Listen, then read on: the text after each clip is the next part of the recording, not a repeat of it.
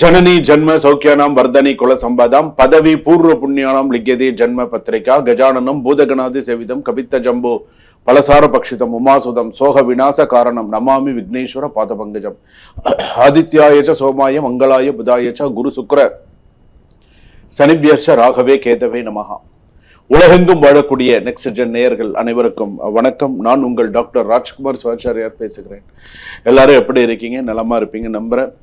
எல்லாருக்கும் இறைவனுடைய ஆசீர்வாதம் நிறைய இருக்கட்டும். எல்லாருக்கும் இன்பமே சூழ்க எல்லோரும் வாழ்க என்ற வாக்கியத்தின் உண்மையாகும்படி எல்லாருக்கும் தமிழ் மாத ராசி பலன்கள் என்று சொல்லக்கூடிய அளவில் இந்த தமிழ் மாதம் ஆணி மாதம் மேஷ ராசியிலிருந்து மீனராசி வரைக்கும் எப்படி இருக்குது, என்னென்ன பண்ணணும், எப்படி இருக்குது, எதுக்காக இதெல்லாம் சொல்லணும், இதெல்லாம் சொல்லணுங்கிறதே கிடையாது. எதுக்காக நீங்கள் எல்லாரும் அலர்ட்டாக இருக்கணும் எல்லாருமே.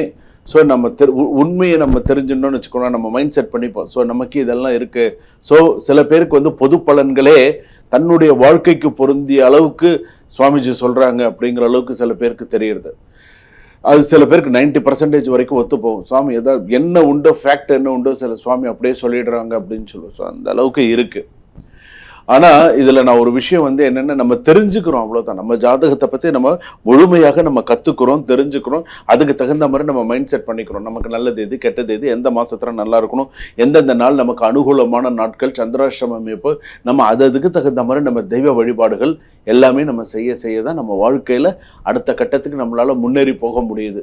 அவன் அருளாலே அவன் தாள் பணிந்து அப்படின்னு சொல்லும்பொழுது எங்கும் நிறைந்த சிவபெருமானுடைய அருள் நமக்கு எல்லாருக்கும் இருக்கணும். சுவாமி அம்பாளுடைய பரிபூர்ண அருள் எல்லாருக்கும் இருக்கணும். அதனால தான் இந்த 12 ராசி பலன்கள் சொல்லும்பொழுது இந்த மாதத்திற்கான பரிகாரங்கள், இந்த மாதத்திற்கான சில விஷயங்கள் சொல்லும்பொழுது அதை நீங்கள் அப்படியே கேட்டு சில விஷயங்கள் நீங்கள் செய்யும்போது உங்களுக்கு சில விஷயங்கள் சாதகமாக இருக்கும். உங்களுக்கு என்ன ப்ளஸ் என்ன மைனஸ்ன்றது உங்கள் ராசிக்கு நீங்கள் கேட்டிருப்பீங்க, எங்கேயும் ஸ்கிப் பண்ணாங்க பார்ப்பீங்க. ஸோ உங்களுக்கு எல்லாமே தெரியும். அப்போ இதுக்கப்புறம் இந்த ஆணி மாதத்தில் எப்படி இருக்கணும் அப்படிங்கிறத தெரிஞ்சுக்கலாம். வாங்க வீடியோ கடைசி வரைக்கும் ஸ்கிப் பண்ணாமல் பாருங்க. அப்பதான் குருக்கள் என்ன மந்திரங்கள் சொல்றாரு அப்படிங்கிறது கடைசி வரைக்கும் தெரிய வரும். ரிஷபராசி நேயர்களே, ரிஷபராசிக்கு எப்படி இருக்கு ஆணி மாத ராசி பலன்கள்? ரோஹிணி நட்சத்திரம் ரிஷபராசி, கிருத்திக நட்சத்திரம் ரிஷபராசி, மிருகசீரிஷ நட்சத்திரம் ரிஷபராசி எப்படி இருக்கு? அலுவலகத்தில் உங்கள் உழைப்பிற்கு நல்ல அங்கீகாரம் கிடைக்கும். அப்பா நல்லா வேலை செய்யறப்பா, பரவாயில்ல, இது அப்படியே மெயின்டைன் பண்ணு, கரெக்டாக மெயின்டைன் பண்ணுப்பா அப்படின்னு சொல்லக்கூடிய அளவுக்கு தட்டி கொடுத்து போவார்கள். ஸோ சிறப்பாக இருக்கும். ஒன்று, சிலருக்கு பதவி உயர்வு அல்லது சம்பள உயர்வு பேச்சுவார்த்தை நடைபெறும். அதற்கான விஷயங்கள் உண்டு. மேலதிகாரிகளின் ஆதரவு கிடைக்கும். இவ்வளவு நாள் கொஞ்சம் முஞ்ச நீட்டிட்டு போனோமே உங்களுடைய திறமையை பார்த்து தட்டி கொடுத்து அவனா பேசக்கூடிய ஒரு சூழ்நிலைகள் வரும். அரசு வேலை முயற்சி செய்பவர்களுக்கு சாதகமான காலம் அப்படின்னு சொல்லலாம். நீங்க இப்போ ஒரு கவர்மெண்ட் எக்ஸாம், கவர்மெண்ட் அதாவது வேலைக்கு நீங்க ட்ரை பண்ணிட்டு இருக்கீங்க அப்படின்னு சொன்னா அதற்கு ஒரு சாதகமான காலமாக அமையும் அப்படின்னு சொல்லலாம்.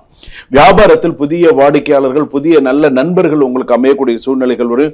பழைய நிலுவைத் தொகைகள்லாம் உங்களுக்கு சேரக்கூடிய வாய்ப்புகள் உண்டு. கூட்டு தொழிலில் கணக்கு மற்றும் பல விஷயங்களில் கவனம் தேவை அப்படின்னு சொல்லியிருக்கு. இந்த ரிஷபராசிக்காரர்கள் கொஞ்சம் நிதானிச்சு போங்க. எதுலையும் ரொம்ப அவசரம் காட்டாதீங்க. ஏற்கனவே பல பிரச்சனைகளை சந்திச்சுட்டு தான் இருக்கீங்க.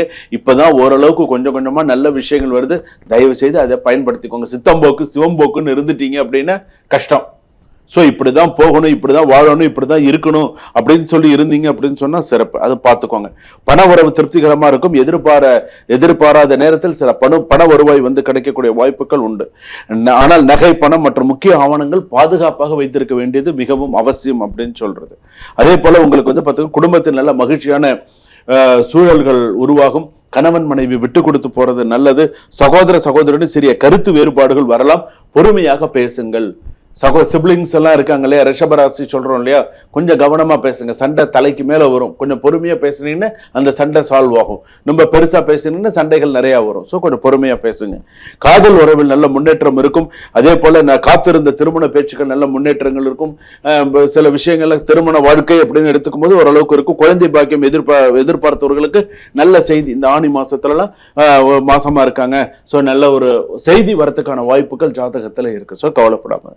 வெளிநாட்டு வேலைக்கு காத்திருப்பவர்களுக்கு நல்ல செய்திகள் வரும். நல்ல விஷயங்களை வரதுக்கான வாய்ப்பு இருக்கு. வேலையில ஒரு நிலைத்தன்மை, ஸ்திரத்தன்மை இருக்கும். வெளிநாட்டில் இருப்பவர்களுக்கு நல்ல ஸ்திரமா இருக்கும். வீடு நலம் வாங்கும் யோகம் உள்ளது. பழைய சொத்து பிரச்சனைக்கு நோக்கி சில விஷயங்கள் நகரும். பழைய சொத்து பிரச்சனைகள்லாம் சில விஷயங்களும் கலருவாங்க. நீ அது கொடுக்கல, இது கொடுக்கல, எனக்கு இது பிரச்சனை அது பிரச்சனைன்னு சொல்லுவாங்க. நீங்க கொஞ்சம் கவனமா அதை எப்படி செய்யணுமோ பாருங்க.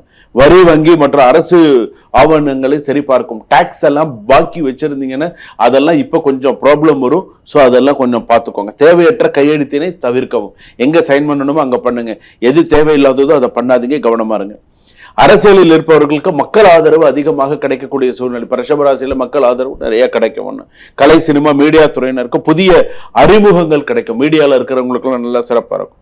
புகழ் அதிகரிக்கும் வாய்ப்புகள் அதிகமாக இருக்கும். உடல் நிலையம் அப்படின்னு எடுத்தோம்னா தொண்டை, கழுத்து, சளி பிரச்சனைகள் கவனம் தேவை. சில விஷயத்துலலாம் நீங்க கவனமாக தான் உடல்நிலையை பார்த்துக்கணும். உடற்பயிற்சி மற்றும் நடைப்பயிற்சி பலன் தரும். இனிப்பு உணவுகளை அதிகம் எடுத்துக்கொள்ள வேண்டாம்.